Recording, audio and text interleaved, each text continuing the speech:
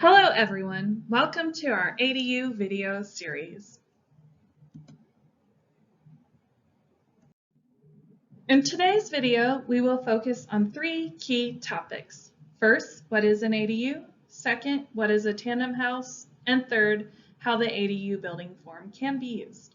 I'm Brittany Page Bryant, your narrator for the second video in our series on ADUs, setting the stage for our upcoming Landmark Design Guideline update focused on ADUs. So what is an ADU? As Andrew defined in video 1, an ADU is a secondary dwelling unit on a shared zone lot with a primary structure. Some ADUs are additions to the primary structure, however, we will not be focusing on those types of ADUs. Instead, we will focus on the ADU building that sits in your backyard.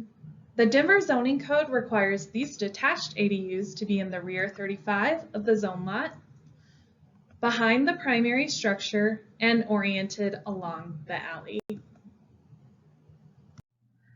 Now that we understand the basic placement of a detached ADU, let's look at an ADU in the Alamo Placita Historic District.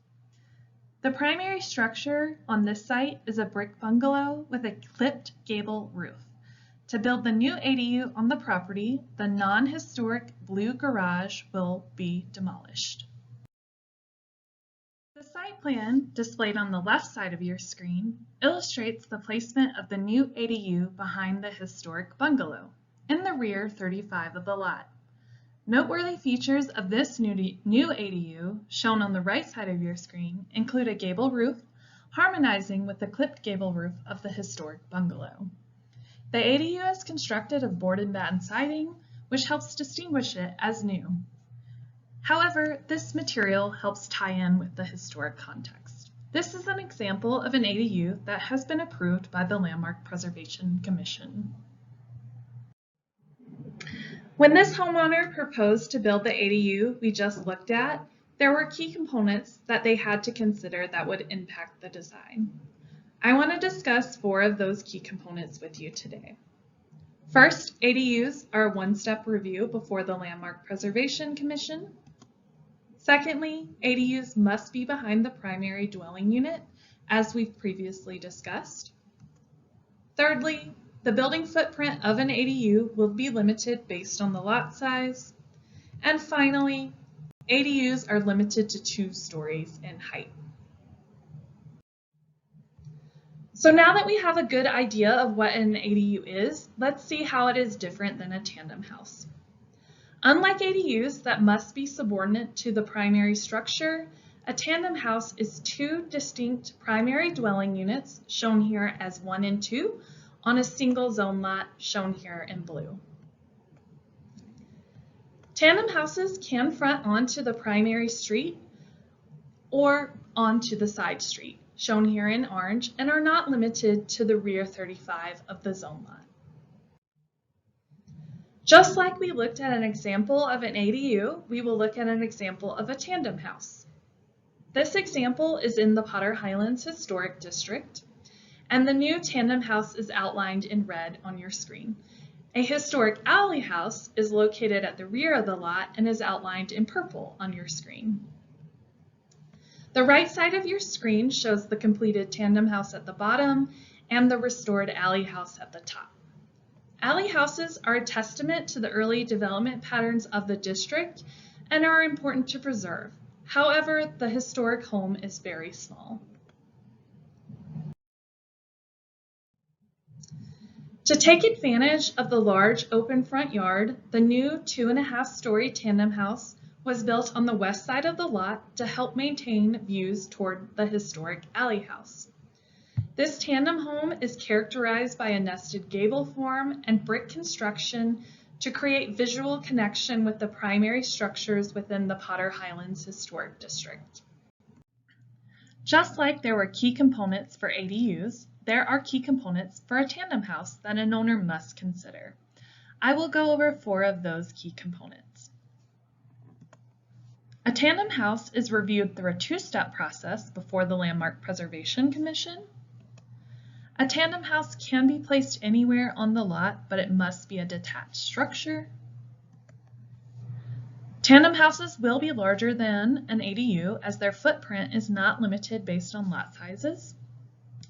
And then finally, all tandem houses can be up to 2.5 stories in height. It is important to understand these key differences because ADUs are allowed in more historic districts and zone districts.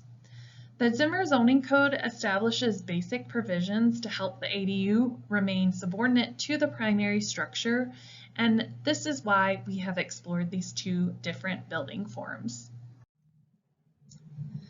Now that we've covered the accessory dwelling unit and tandem house, let's delve into our third and final topic in this video, the various ways that the ADU building form can be used.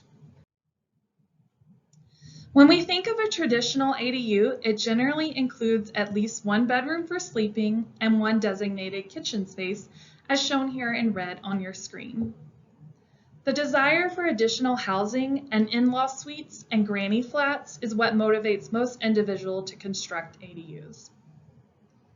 The landmark design guidelines referenced by Andrew in our first video generally focus on this type of ADU, and this is the application we see the most when we review accessory dwelling units. Nevertheless, the ADU building form can also be employed to create smaller secondary buildings, such as this 150 square foot office with a bathroom outlined in red on your screen.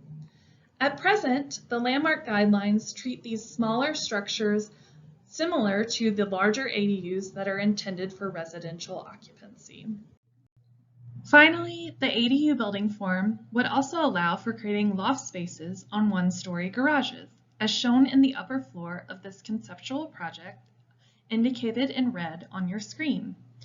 However, the landmark guidelines currently lack specific guidance for secondary buildings primarily used for parking, but with additional square footage that serves as flexible conditioned space without kitchens or bathrooms.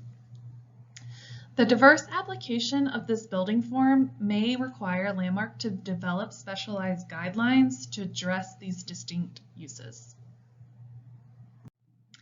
Thank you for joining us as we identified key components of the ADU, of a tandem house, and explored the ways the ADU building form can be used. Please check back next week as we finish our third and final installment in the ADU video series, which will be narrated by my colleague, Crystal Marquez. And finally, we hope you can join us at our community meeting on February 27th at 6:30 p.m. located at the Blair Caldwell African American Research Library at 2410 Welton Street as we delve further into this topic of ADUs and the design guideline updates. Thank you again.